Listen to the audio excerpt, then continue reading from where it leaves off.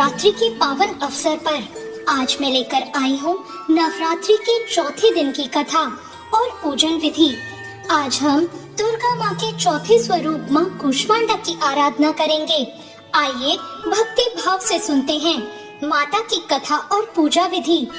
प्राचीन काल की बात है, जब कुछ भी नहीं था, न सूर्य, न चंद्रमा, न आकाश, न पृथ्वी, केवल चारों ओर अंधकार और शून्यता थी। उस समय केवल एक आदि शक्ति ही विद्यमान थी। उस समय न कोई दिशा थी, न आकाश, न पृथ्वी, न कोई जीव जंतु और न ही कोई गति। उस समय केवल जो शक्ति विद्यमान थी वो थी आदि शक्ति माँ दुर्गा। माँ ने अपनी हल्की मंद मुस्कान से ब्रह्मांड की कल्पना की। तब उनके मुख से निकली हुई दिव्य ऊर्जा से चारों ओर प्रकाश फैल गया। उसी प्रकाश से सूर्य, ग्रह, नक्षत्र, आकाश, पृथ्वी और जीवों की उत्पत्ति हुई।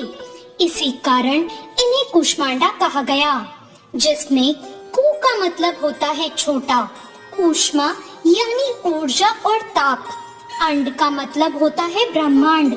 यानी माता ने अपनी सूक्ष्म मुस्कान और ऊर्जा से इस ब्रह्मांड रूपी अंड का निर्माण किया। माँ कूष्मांडा की 8 भुजाएं हैं, इसलिए इन्हें अष्टभुजा देवी भी कहा जाता है।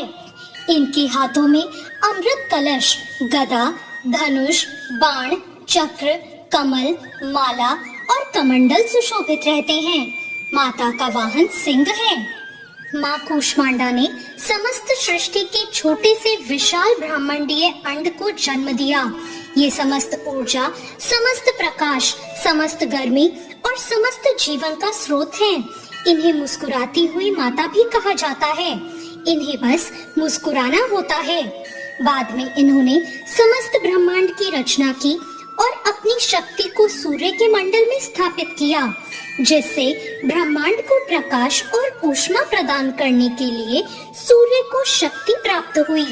प्रकाश की स्रोत के रूप में माँ कूष्मांडा को सूर्य देव, भगवान सूर्य का मार्गदर्शन करने वाली कहा जाता है।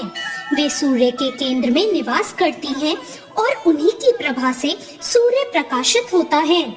माता की पूजा के लिए नवरात्र के चौथे दिन प्रातःकाल स्नान करके स्वच्छ वस्त्र धारण करें।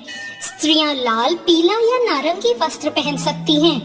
पुरुष पीले या सफेद वस्त्र पहन सकते हैं। स्वच्छ आसन पर बैठकर संकल्प करें कि हे माँ कूष्मांडा, मैं आज आपकी पूजा विधिवत करूंगी और मुझ पर कृपा करें। इसके बाद माँ की प्रतिमा या चित्र के सामने कलश को स्थापित करें। दीपक और धूप जलाएं, रोली, अक्षत, मौली और पुष्प अर्पित करें। माता को विशेषतः गेंदे या कमल के फूल प्रिय हैं। भोग के लिए माँ को कद्दू, जिसे कुमड़ा कहते हैं, उसे अर्पित करें। दूध से बनी मिठाइयाँ, मालपुए, हलवा, नारियल और गुड़ भी चढ़ाएं। माता के पूजन के लिए इन मंत्रों का जाप करें। माता का बीज मंत्र है ओम ऐं ह्रीं क्लीं चामुंडाय विच्चय और माता का पूजन मंत्र है ओम देवी कूष्मांडाय नमः। इस मंत्र का 108 बार जप करने से विशेष फल मिलता है। इस दिन दान करने का भी विशेष महत्व है। गरीबों को भोजन कराएं, फल, अनाज, वस्त्र और कुमड़े का दान करें। ब्राह्मण, गौ या कन्या को भोजन कराने से माता की कृपा कई गुना बढ़ जाती है। दोस्तों, माँ कूष्मांडा को कुमड़ा चढ़ाया जाता है, जो कि कद्दू होता है। कुमड़ा अंदर से खोखला और हल्का होता है। ये अहंकार रहित हृदय का प्रतीक है। इसमें अनेक बीज होते हैं, जो कि संपन्नता और सृष्टि की वृद्धि का प्रतीक है। इसका उपयोग औषधि में भी होता है।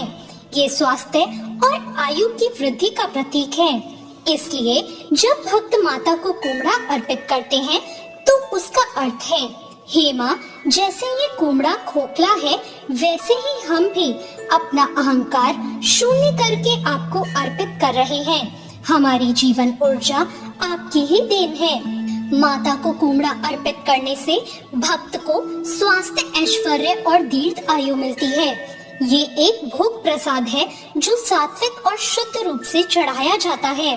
कूष्मांडा माँ की पूजा करने से सभी रोग और भय नष्ट हो जाते हैं, जीवन में सुख समृद्धि और शांति आती है, आत्मिक बल और तेज में वृद्धि होती है, भक्तों का हृदय प्रकाश और ऊर्जा से भर जाता है।